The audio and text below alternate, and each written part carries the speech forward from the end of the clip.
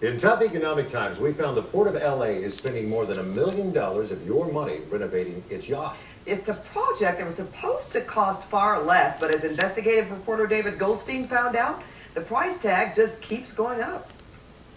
So as you can see, this is still a work in progress. Over budget and more than a year behind schedule, the City of LA's 73-foot yacht, the Angelina II, just sits at the port. As you can see, we have a lot of advanced technology. It's being modernized, renovated, and now hundreds of thousands of dollars over budget.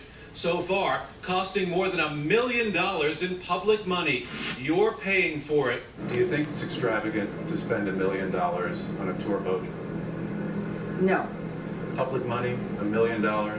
No. We stand by our need to have a tour boat to show our stakeholders the port. The stakeholders are companies that use the Port of LA, a city agency. Don't stand in front of my camera, sir. Last year, the head of the port, Geraldine Natz, didn't want to talk about the renovations when we first reported on the Angelina. Why are you spending so much money on the city yacht? The port has owned the yacht since 1998. It's used for public relations tours of the harbor, 2-hour trips for free for just about any group.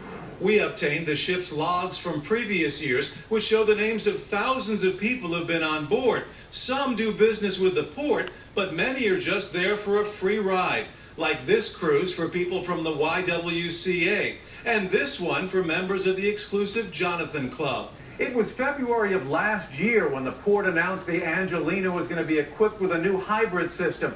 It was expected to be in the water by last spring. Now they're saying the end of this year, and the costs have skyrocketed. This is the main battery room, 25 lithium-ion batteries each side. The port installed 50 batteries and other high-tech gear to make the yacht all electric.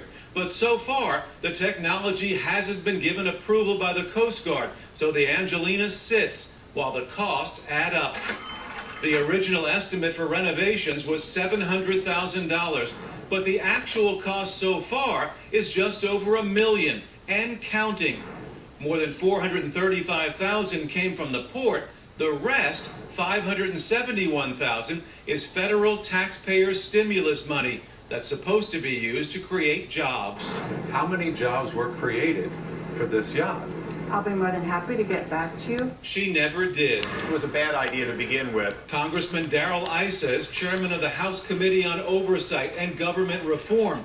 When we first reported on the yacht, he shot off this letter to the port and launched an investigation, ultimately finding no laws were broken, but he still doesn't agree with how taxpayer money is being spent. This was an awful use of taxpayers' money from the get-go. This yacht was simply going to give tours and demonstrate that it can be done with an electric motor, when in fact that's not really what the Port of Los Angeles is selling. Is that money wisely spent these days? Well, it troubles me. Mayor Eric Garcetti stopped short of saying the Angelina should sail off in the sunset, but did say he'd look into how it's being used. I'm going to be comprehensively reviewing whether or not it's being used for city business or for junkets, whether it's being used for the serious sales that needs to happen at a port, or whether it's being used simply as a recreational vehicle. But right now, it's not being used for anything, just floating at the dock after the port sunk in more than $1 million in public money.